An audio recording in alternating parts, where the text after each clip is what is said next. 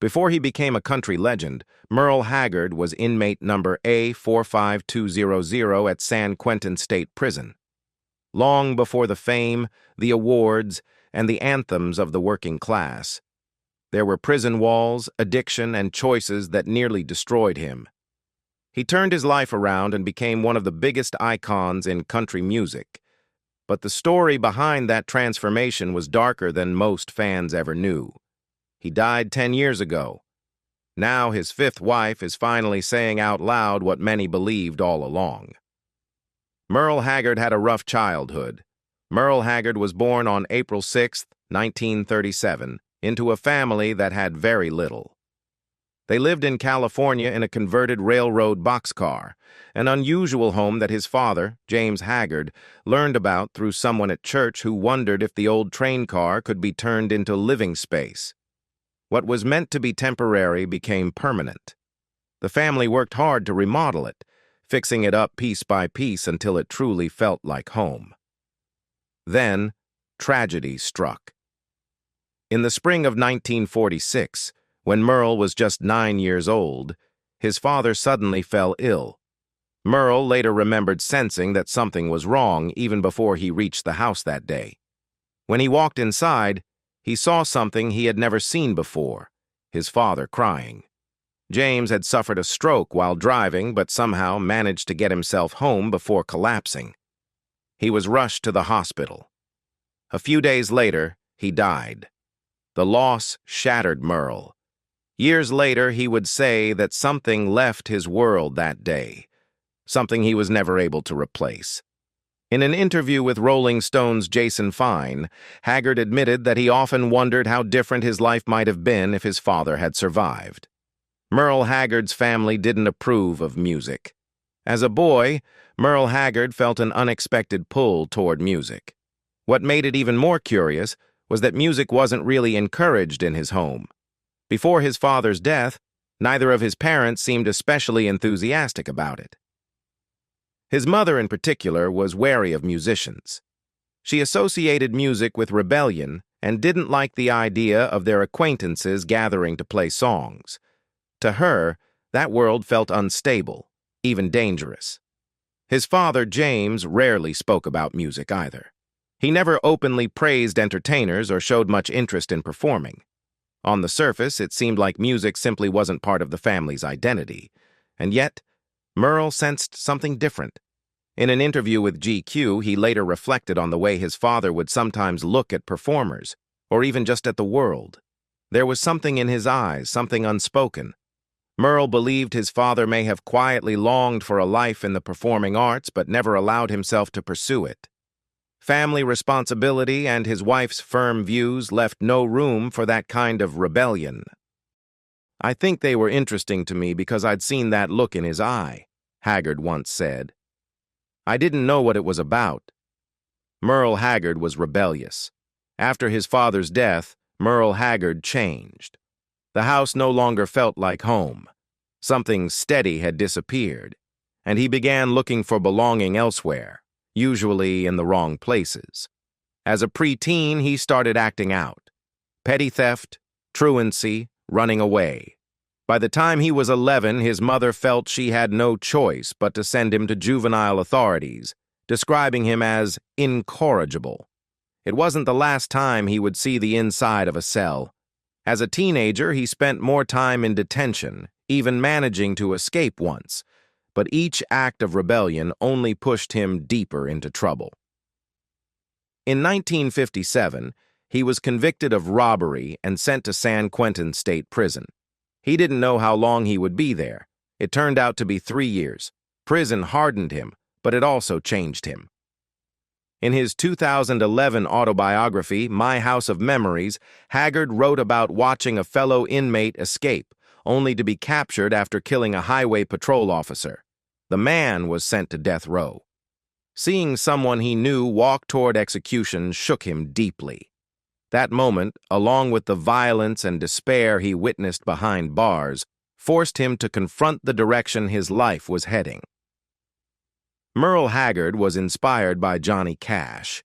While serving time at San Quentin State Prison, Merle Haggard witnessed something that would quietly alter the course of his life: a live performance by Johnny Cash inside the prison walls.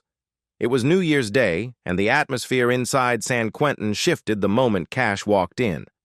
In My House of Memories, Haggard recalled how the inmates, men hardened by years behind bars, were completely captivated. Cash didn't just perform songs, he commanded the room. The prisoners responded with energy and respect, hanging on to every word. What struck Haggard most wasn't just the music, it was the connection. Cash didn't look down on the inmates. He treated them like human beings. He spoke to them, joked with them, acknowledged their presence. Haggard later admitted that before that day he hadn't even liked Cash's music. He thought it was corny. But seeing him live changed everything. He had the crowd right in the palm of his hand, Haggard said. Years later, the two men would become friends. Cash's empathy, his authenticity, and his willingness to stand in front of inmates without judgment left a lasting impression on Haggard. It showed him that a man could face his past and still command respect. When Cash was near the end of his life, Haggard visited him in the hospital ICU. He reportedly put on a doctor's coat to get close. When Cash asked why he was there, Haggard answered simply, "I'm here because I love you." Merle Haggard worked hard to get noticed. After being released on parole in 1960, Merle Haggard made a decision that would define the rest of his life. He chose music. At first, it wasn't glamorous. He worked for his brother Lowell during the week, and on Saturdays he devoted himself to playing and learning, trying to figure out where he fit in the music world. He wasn't chasing fame yet. He was searching for direction. Then something unexpected happened. One day, a man named Jack Collier knocked on his door. The band Collier played with had just lost its lead singer, and they were looking for someone new. He asked Haggard if he'd be interested. Merle didn't hesitate. He said yes. The group began performing 4 nights a week, giving him steady stage experience and confidence. In his memoir, My House of Memories, Haggard later wrote, "That little gig was the beginning, and it went all the way from that to where I am today." Over the next few years, he sharpened his songwriting, played countless small venues, and slowly built a reputation. Eventually, in the early 1960s, he signed with Capitol Records.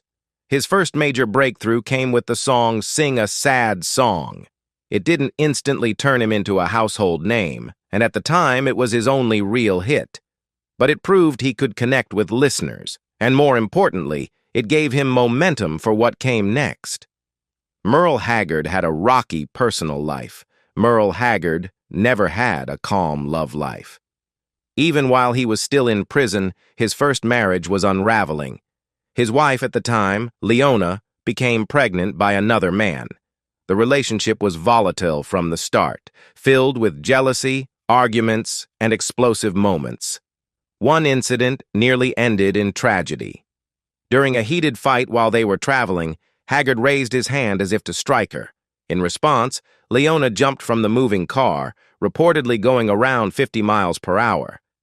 On another terrible day, she publicly mocked him in front of a new lover.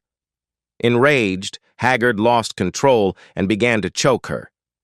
Years later, he admitted that in that moment, he truly believed he was headed back to San Quentin. This time to death row. "I remember thinking, I know where I'll be going," he recalled. But something pulled him back before it went too far. That marriage ended, but stability didn't come quickly. Haggard went on to marry 3 more times before finally finding lasting partnership with Teresa Ann Lane. When he met Teresa, she was dating guitarist Clint Strong. Haggard believed she was being treated poorly and stepped in, not aggressively, but gently, offering her support. That friendship grew into love. They married in 1993 and remained together for more than 20 years, until his death in 2016. After he passed away, Teresa struggled deeply with the loss. She later admitted that life without him felt unbearable. "I'm just now picking myself up out of the dirt, and barely," she said. "I'm barely walking because I lost my everything. He was my world." Merle Haggard's songs were inspired by life. Merle Haggard poured his life into his songs, the good and the painful, his years in prison, the loss of his father, the mistakes that nearly destroyed him. All of it surfaced in tracks like "Mama Tried," "Sing Me Back Home," and "Branded Man." At first, he wasn't eager to publicly revisit those chapters. He preferred to let the music speak for itself. But with encouragement from Johnny Cash, he eventually decided to be honest about where he had come from. The turning point came during an appearance on Cash's ABC television show. On air, Cash mentioned that he had met Haggard before. Merle calmly replied that the meeting had taken place at San Quentin Prison. Cash admitted he didn't remember Haggard performing there, only to learn that Merle hadn't been on stage. He had been in the audience, an inmate. That revelation stunned viewers. It humanized him. Suddenly, the outlaw image wasn't marketing. It was history. Haggard later recalled Cash once telling him, "Hag, you're the guy people think I am." It was a powerful statement. Haggard wasn't pretending. He didn't hide from his past, but he didn't romanticize it either. Merle Haggard became an outlaw icon. Merle Haggard carried the reputation of an outlaw for much of his career, and he was fully aware of it. Few songs define that image more than "Okie from Muskogee." Written during a deeply divided era in America, the song reflected the frustrations and values of many working-class people in Middle America. It became one of his biggest hits almost overnight. But the song wasn't simple. Haggard later admitted there were about 1,700 ways to take that song. Some listeners heard it as patriotic pride. Others heard sarcasm. Some treated it as political commentary. Others as cultural protest. Even Haggard himself shifted over time, sometimes embracing certain interpretations and distancing himself from others. Eventually, he confessed that "Okie from Muskogee" came with consequences. It earned him attention, but also backlash. It cost him part of his audience and attached a political label he didn't entirely intend to carry. Another song, "The Fightin' Side of Me," carried a similarly confrontational tone. It was angry, direct, and unapologetic, yet it also strengthened his bond with many fans who felt unheard. Through these songs, Haggard didn't try to polish himself into something safe. He spoke plainly about what he saw and felt. That honesty, sometimes uncomfortable, sometimes contradictory, was part of what made him compelling. He grew, reconsidered, and evolved over the years. Still, beneath the fame and the shifting public image, there was something unsettled inside him. As he once admitted, "There is a restlessness in my soul that I've never conquered. Not with motion, marriages, or meaning. It's still there. And it will be till the day I die." Merle Haggard followed in Johnny Cash's footsteps. After finding fame, Merle Haggard chose to return to the places that had once confined him. Following in the footsteps of his friend Johnny Cash, Haggard performed inside several prisons, a quiet acknowledgement of his own past. In a 2007 interview with Rolling Stone, he explained that he went back to San Quentin State Prison 3 or 4 times. He also performed at Fort Leavenworth, Huntsville, and even a few women's prisons. For him, these shows weren't publicity stunts. They felt personal. When asked how he structured concerts for inmates, Haggard gave an answer that revealed his respect for them. He didn't dictate the show. He let them guide it. "You kind of let them direct you," he said. The inmates would sometimes request songs he hadn't performed in years, tracks he had nearly forgotten. But to them, those songs mattered. They knew exactly what they wanted to hear. "They're in charge of their show," Haggard explained, "and they know it. I let them know it." Merle Haggard struggled with addiction and financial issues. Merle Haggard hit a difficult stretch in the 1980s when drug addiction began to take a toll on both his health and his career. The outlaw image that once fueled his legend started to blur into something more destructive. Still, unlike many artists of his era, Haggard eventually confronted his struggles and worked to overcome them.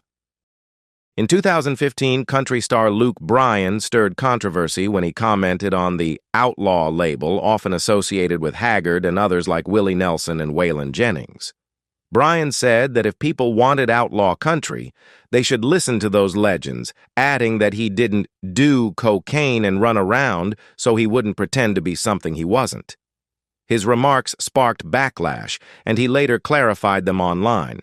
But the moment reopened conversations about that era's excesses. Haggard himself never denied the truth. In his autobiography, My House of Memories, he admitted that the stories about his drug use were accurate. He wrote candidly about the shame and the consequences, especially knowing his children would one day read those words. He wanted them to understand that he wasn't proud of that chapter, and that addiction offered nothing of value. If anything, he hoped honesty would carry more weight than silence. The 1990s brought another blow. Financial troubles forced him to file for bankruptcy, ironically on the same day his wife Teresa gave birth to their son. It was a painful contrast. New life on one side, financial collapse on the other. Haggard later described that moment as a wake-up call, a point that pushed him to reassess everything. Merle Haggard battled health issues. Near the end of his life, Merle Haggard faced serious health problems that made performing increasingly difficult. Still, he refused to step away from music for long. He played whenever he was able, determined to stay connected to the stage. In early 2016, he told Rolling Stone he felt grateful just to be alive after battling a severe case of pneumonia. At 78, only days after leaving the hospital, he was already planning to return to touring. Before the diagnosis, he had struggled with constant coughing but brushed it off, convinced that performing actually helped his lungs. "When I play, I feel better when I come off," he said. Everything changed when he felt like he was suffocating shortly before a show. Doctors later described the pneumonia in both lungs as being about the size of a grapefruit on each side. It was serious and frightening. Yet even after that ordeal, Haggard recovered and was preparing to tour again within weeks. Merle Haggard left behind a complex legacy. The truth about Merle Haggard is that he was never a simple, easy-to-define icon. He couldn't be boxed into neat labels. His life was messy, flawed, and deeply human. When he died on April 6, 2016, his 79th birthday, the music world paused. Tributes poured in. Ringo Starr called him a hero. Dolly Parton, Willie Nelson, and Clint Eastwood were among the many who honored him. His influence stretched far beyond country music. Haggard himself once admitted, "It never has been fun being Merle Haggard. I've had lots of peaks and valleys." That honesty defined him. He didn't pretend the ride was smooth, and until the very end, he kept singing with conviction. In 2009, singer-songwriter Will Oldham remarked that Haggard's voice sounded stronger than ever, proof that real artistry doesn't simply fade. For Haggard, the music never left, and neither did the fire behind it.